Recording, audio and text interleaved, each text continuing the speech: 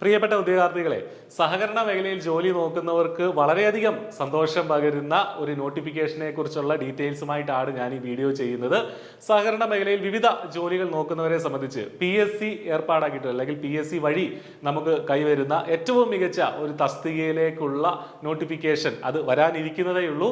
അതേക്കുറിച്ചുള്ള ഡിസ്കഷനാണ് നമ്മൾ ഈ വീഡിയോയിൽ ചെയ്യുന്നത്. എന്താണ് ഈ ഒരു തസ്തികയിലേക്ക് നമുക്ക് അപേക്ഷിക്കാനുള്ള ക്വാളിഫിക്കേഷൻ, അതിന്റെ സിലബസ് എന്താണ്, മറ്റ് വിവിധ കാര്യങ്ങൾ നമ്മൾ ഈ വീഡിയോയിൽ ഡിസ്കസ് ചെയ്യും. അപ്പോൾ തസ്തികയുടെ പേര് junior inspector of cooperative societies അല്ലെ. വളരെ പ്രസ്റ്റീജിയസ് ആയിട്ടുള്ള ഒരു തസ്തികയാണ് junior inspector of cooperative societies. അതായത് സഹകരണ സംഘങ്ങളിലെ ഇൻസ്പെക്ടർ എന്ന് വെച്ചാൽ ഓഡിറ്റിംഗ് ഉൾപ്പെടെയുള്ള കാര്യങ്ങളാണ് ഈ ഒരു ഫീൽഡിൽ വരുന്നത്. അപ്പോൾ വളരെ മികച്ച ഒരു ജോലിയാണ്, നല്ലൊരു ഓപ്പർച്യൂണിറ്റിയാണ്. ഒരുപാട് നിയമനങ്ങൾ നടന്നു വരുന്ന ഒരു തസ്തികയാണ് ഈ പറഞ്ഞ ജൂനിയർ ഇൻസ്പെക്ടർ എന്ന് പറഞ്ഞ ഈ ഒരു തസ്തിക. അപ്പോൾ ഇതിലേക്ക് എന്ത് പഠിക്കണം, എങ്ങനെ പഠിക്കണം, എന്താണ് ഇതിന് ആർക്കൊക്കെ അപേക്ഷിക്കാം, ഇതിന്റെ ക്വാളിഫിക്കേഷൻ എന്തൊക്കെയാണ് തുടങ്ങിയ കാര്യങ്ങളാണ് നമ്മൾ ഡിസ്കസ് ചെയ്യുന്നത്. അപ്പോൾ ഇപ്പോഴത്തെ പത്രങ്ങളിൽ വന്നിരിക്കുന്ന ഇന്നും തലേ ദിവസങ്ങളിലുമായിട്ടൊക്കെ പത്രമാധ്യമങ്ങളിൽ കൂടിയൊക്കെ നമ്മൾ അറിഞ്ഞു ഈ ഒരു പരീക്ഷയുടെ നോട്ടിഫിക്കേഷൻ 30-ാം തീയതി, ഈ ഡിസംബർ 30-ാം തീയതി വരുന്നതാണ്. കൂടുതൽ ഏജ് ലിമിറ്റ് ഒക്കെ ഓവറായി പോകാതിരിക്കാൻ വേണ്ടി അടുത്തൊരു വർഷത്തേക്ക് വരുമ്പോൾ ചിലരുടെ അവസരം നഷ്ടപ്പെടും. അതുകൊണ്ട് തന്നെ ഡിസംബർ 30-നാണ് PSC ഇതിന്റെ ഒരു നോട്ടിഫിക്കേഷൻ പുറത്തിറക്കുന്നത് നമുക്കറിയാം. നിലവിൽ ഒരു റാങ്ക് ലിസ്റ്റ് ഇതിന് പോകുന്നുണ്ട്. അടുത്ത വർഷം ഒക്ടോബറോടുകൂടി നിലവിലെ റാങ്ക് ലിസ്റ്റ് അവസാനിക്കും. അപ്പോൾ ആ ഒരു സമയത്തേക്ക് എക്സാം നടന്ന് പിന്നീട് വരുന്ന ഒഴിവുകളൊക്കെ ഈ പുതിയ പരീക്ഷയുടെ റാങ്ക് ലിസ്റ്റിൽ നിന്നാകും ഉണ്ടാവുക. അപ്പോൾ ഇതിന്റെ കൂടുതൽ വിശദാംശങ്ങളിലേക്ക് നമുക്ക് പോകാം.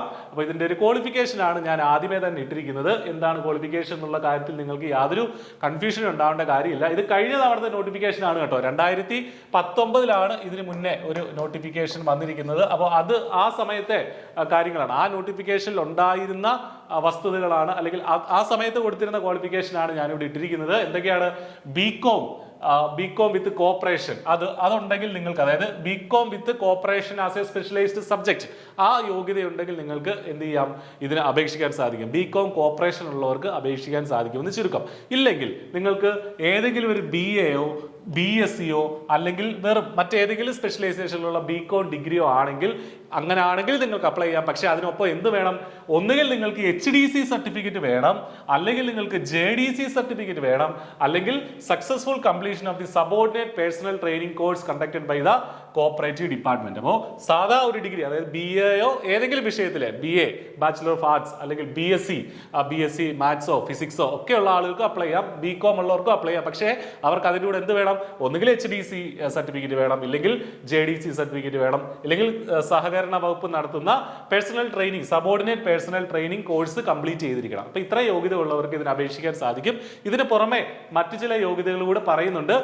ഇതൊന്നും ഇല്ലാത്തവർക്ക് BSc cooperation and banking degree of Kerala agricultural university നൽകുന്ന ഒരു ബിരുദമുണ്ട്, BSc കോപ്പറേഷൻ ആൻഡ് ബാങ്കിങ്. അത് വിജയിച്ചവർക്കും ഈ പരീക്ഷയ്ക്കായിട്ട് അപേക്ഷിക്കാൻ സാധിക്കും. അതുമല്ലെങ്കിൽ diploma in rural services with cooperation as a special subject awarded by national council for rural higher education.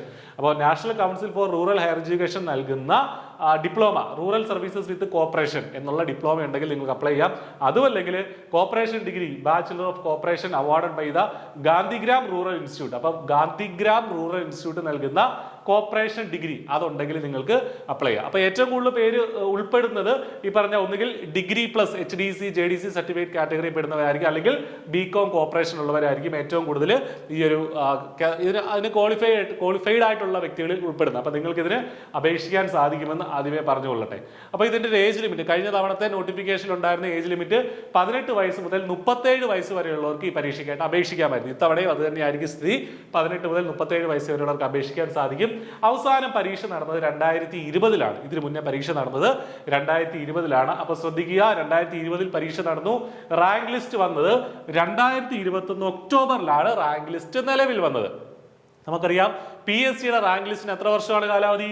3 വർഷം അല്ലെ. 3 വർഷമാണ് PSCയുടെ റാങ്ക് ലിസ്റ്റിന് കാലാവധി. അപ്പൊ 2021 ഒക്ടോബറിൽ നിലവിൽ വന്ന റാങ്ക് ലിസ്റ്റ് എന്ന് വരെ ഉണ്ടാകും?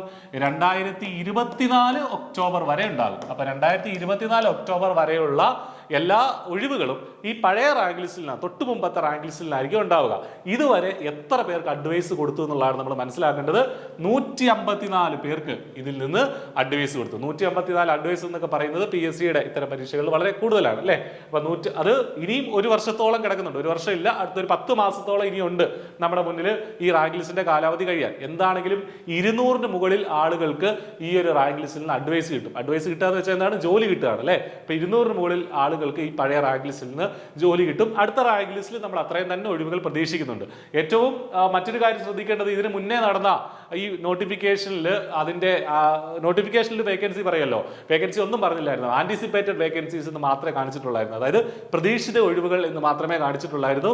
കൃത്യമായിട്ടൊരു വേക്കൻസിയുടെ നമ്പർ ഇല്ലായിരുന്നു. എന്നിട്ടും എത്ര അഡ്വൈസുകളാണ് ഇതുവരെ പോയത്? 154. അതായത് ഇനിയും ഈ അഡ്വൈസുകളുടെ എണ്ണം കൂടും. അപ്പോൾ ഒരുപാട് ഒഴിവുകളുള്ള ഒരു പോസ്റ്റാണ് നിങ്ങൾ മനസ്സിലാക്കുക. അപ്പൊ ഇതിനു വേണ്ടി നിങ്ങൾ നന്നായിട്ട് പഠിക്കുക.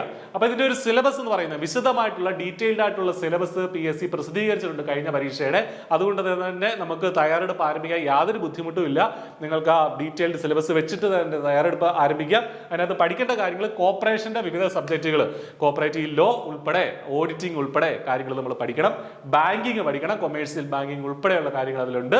ഏറ്റവും അവസാനമായിട്ട് IT ആൻഡ് സൈബർ ലോസ്, അതിന്റെ ബേസിക് ആയിട്ടുള്ള കാര്യങ്ങൾ നമ്മൾ പഠിക്കണം. ഇതൊക്കെ നമ്മൾ CSEB ഉൾപ്പെടെയുള്ള പരീക്ഷകൾക്ക്, മറ്റു പരീക്ഷകൾക്കായിട്ട് നമ്മൾ പഠിക്കുന്നതാണ്. കേരള ബാങ്ക് ഉൾപ്പെടെയുള്ള പരീക്ഷകൾക്കായി തയ്യാറെടുക്കുന്ന ആളുകളെ സംബന്ധിച്ചും ഈ പാഠഭാഗങ്ങളൊക്കെ സുപരിചിതമാണ്. അപ്പോൾ അതോടൊപ്പം ചേർത്ത് വെച്ച് നിങ്ങൾക്ക് കൊണ്ടുപോകാവുന്ന ഒരു പരീക്ഷയാണ് എന്തെന്ന് പറയുന്നത്, junior inspector of cooperative societies എന്നുള്ളത്. അപ്പോൾ വളരെ പ്രസ്റ്റീജിയസ് ആയിട്ടുള്ള ഒരു തസ്തികയിലേക്ക് നിങ്ങളുടെ പഠനം എത്രയും വേഗം ആരംഭിക്കുക. I+ നിങ്ങളോടൊപ്പം ഉണ്ട്. എന്തെങ്കിലും ഡൗട്ട്സ് ഒക്കെ ഉണ്ടെങ്കിൽ നിങ്ങൾക്ക് ഈ വീഡിയോയുടെ താഴെയുള്ള ഡിസ്ക്രിപ്ഷനിലുള്ള കോൺടാക്ട് നമ്പറിൽ നിങ്ങൾക്ക് കോൺടാക്ട് ചെയ്യാം. അപ്പോൾ ഒട്ടും വൈകരുത്.